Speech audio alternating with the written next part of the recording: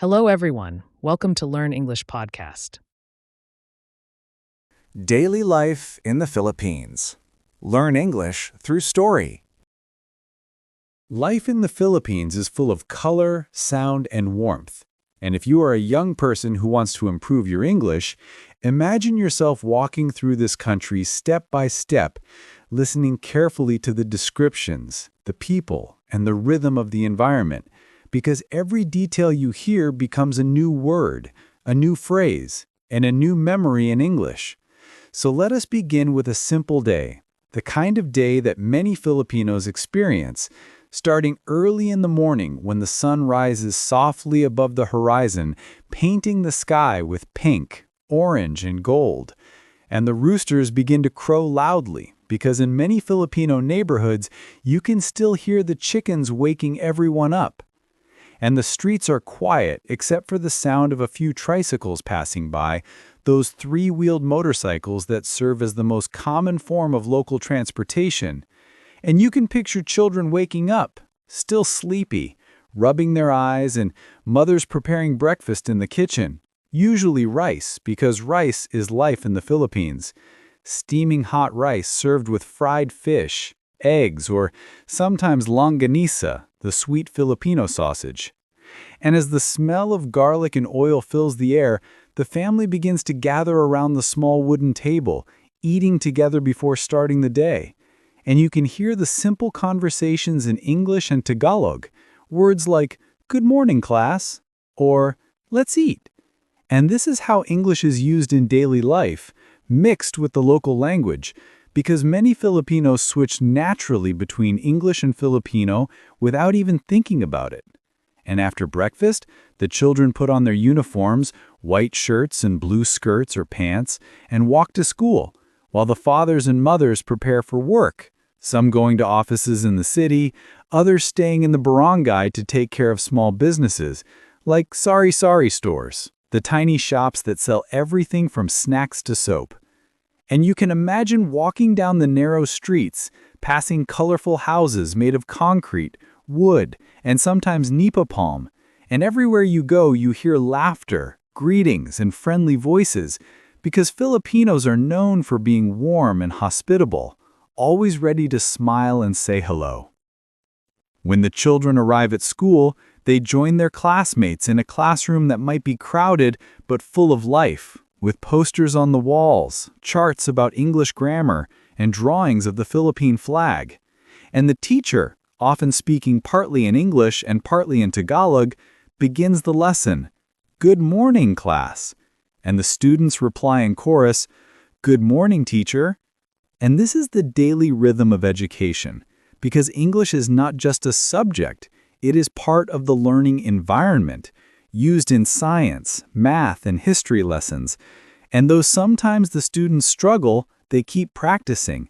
And this shows how daily life naturally includes English learning. And during recess, the children run to the canteen to buy snacks, maybe banana Q, fried bananas coated in caramelized sugar, or pancit, the famous noodle dish, and they eat while chatting, sometimes mixing English words into their conversation like, "Wow, so delicious," or "I'm so hungry." And you can hear how natural it sounds when they combine languages. And this is how young learners in the Philippines grow comfortable using English, because it is part of their environment, not only in school, but also in television shows, advertisements, music, and even social media. Later in the day, when school is over, the streets fill again with children playing basketball, because basketball is everywhere in the Philippines, whether it's a small hoop attached to a wooden post or a court in the middle of the barangay. And you can imagine the sound of the ball bouncing, the shouts of the players calling, "Pass! Shoot! Nice one!" And these English words are naturally part of the game because sports bring people together. And while the boys play basketball, some girls might play volleyball, jump rope, or simply gather to talk about their favorite TV shows and music, often Korean dramas or American pop songs. And this is another part of daily life, the influence of global culture mixing with Filipino traditions, and again, English is the bridge that connects them to the world, because many shows, songs, and even online games are in English, and by playing, watching, and listening, they improve their language without even noticing it. As the afternoon moves into evening, the smell of food fills the air again, and you can picture mothers and fathers preparing dinner, chopping vegetables, grilling fish, or cooking adobo, the national dish of chicken or pork simmered in soy sauce, vinegar, garlic, and spices. And the whole family gathers to eat together, sometimes with relatives or neighbors, because in Filipino culture, family and community are very important. And after dinner, people often sit outside their houses, enjoying the cooler air, talking with neighbors, sharing stories, or singing karaoke, which is one of the favorite activities in the Philippines. And if you have ever been to the country, you know that karaoke machines are everywhere, in homes, in small shops, even on the streets during fiestas. And people of all ages grab the microphone and sing their hearts out, often in English songs, because many popular karaoke tracks are in English, from old love songs to modern hits. And this is another way Filipinos practice English naturally, through music, rhythm, and fun. At night, when the city lights glow and the streets become quieter, many young people turn to their phones or computers, scrolling through social media, chatting with friends, watching YouTube videos, or playing online games. And most of these are in English, which means every click, every message, every video becomes a chance to practice. And this is why daily life in the Philippines is a perfect story for young learners around the world, because it shows how English can be part of everything, not only in school, but also in play, in music, in family, and in community. And as you imagine this life, walking through the streets, smelling the food, hearing the voices, watching the games, and joining the songs, you are also practicing English, because every sentence you hear, every description you follow adds to your vocabulary and makes your listening sharper. And if you repeat this kind of story every day, your English will grow naturally, just like how Filipinos grow with both their local language and English together. Daily life in the Philippines also shines most brightly during weekends and holidays, when families take time to relax, celebrate, or enjoy simple pleasures together. And if you imagine yourself waking up on a Saturday morning in a Filipino neighborhood, you would hear the sound of radios playing old love songs or pop hits, children laughing as they run outside barefoot, and vendors calling out what they are selling, taho, taho, which is a sweet snack made of soft tofu, syrup, and sago pearls, sold from aluminum containers carried on the shoulders of a vendor. And people come out of their houses with small cups and coins, smiling as they receive their warm taho. And this moment feels like tradition mixed with daily joy. And while eating, many Filipinos casually use English words like, "Wow, so sweet," or "This is my favorite." And for you, as a young learner, hearing English in simple daily conversations makes the language feel less like a subject and more like a part of life. And after breakfast, many families go to the wet market to buy fresh fish, vegetables, and fruits, because food is central to Filipino life. And in the market, you can imagine the busy atmosphere, stalls filled with colorful produce, the smell of dried fish and spices, vendors shouting prices, children following their parents, and the entire place full of energy. And sometimes you hear numbers in English like 100 pesos, or words like kilo, half, discount, because English mixes into trade naturally, especially in cities. And every young Filipino grows up hearing and using both languages side by side. When lunch comes, families often gather for a bigger meal, especially on weekends, because lunch is the heaviest meal of the day in the Philippines, and it often includes rice, a main dish like sinigang, a sour soup made with tamarind, vegetables, and pork or shrimp, or perhaps kare-kare, a rich peanut stew served with bagong, the famous fermented shrimp paste.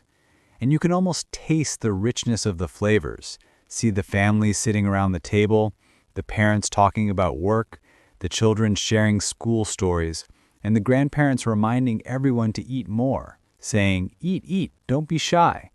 And after lunch, many Filipinos take a short nap called siesta, especially in rural areas because the heat of the afternoon makes it difficult to work. And during siesta time, the streets grow quiet, the air feels heavy, and only the sound of electric fans or cicadas fills the background. And this peaceful rest is also part of daily life, a pause before the afternoon activities. In the afternoon, daily life picks up again with community activities.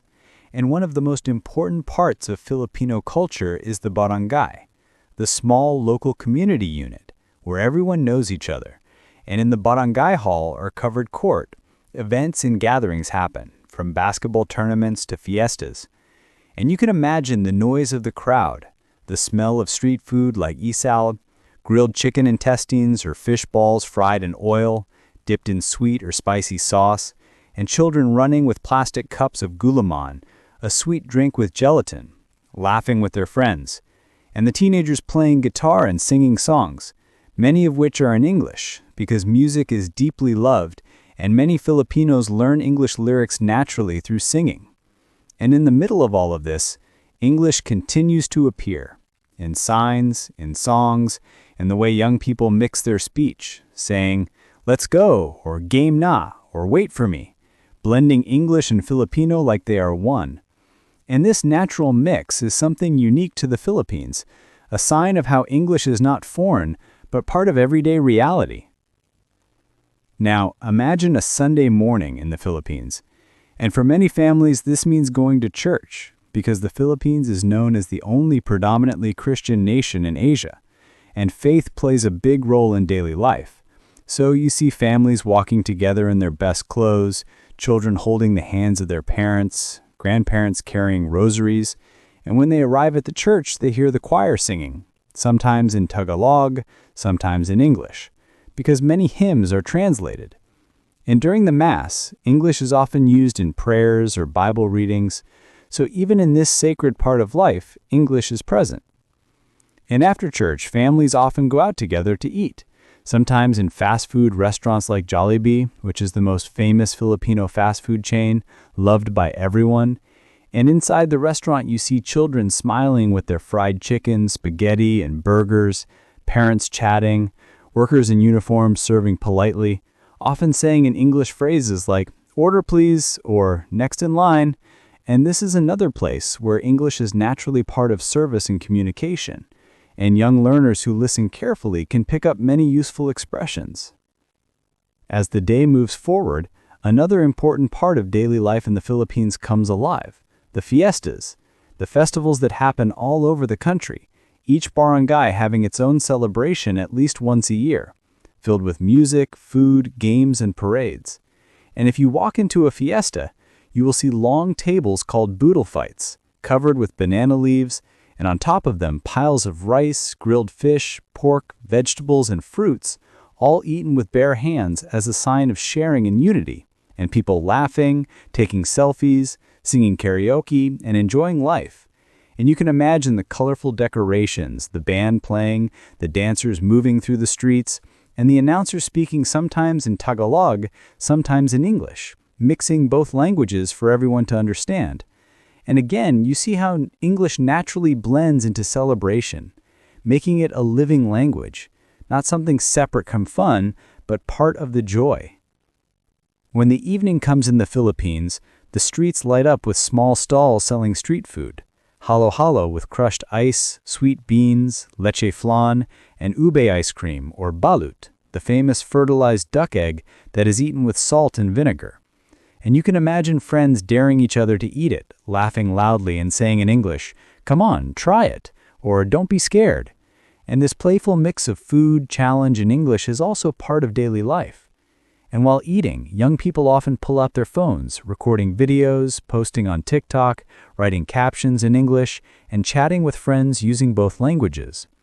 So again, you see how naturally English is woven into their daily routine. At night, life in the Philippines slows down but does not stop, because many Filipinos are night owls, staying up late to finish work, watch TV, or chat online.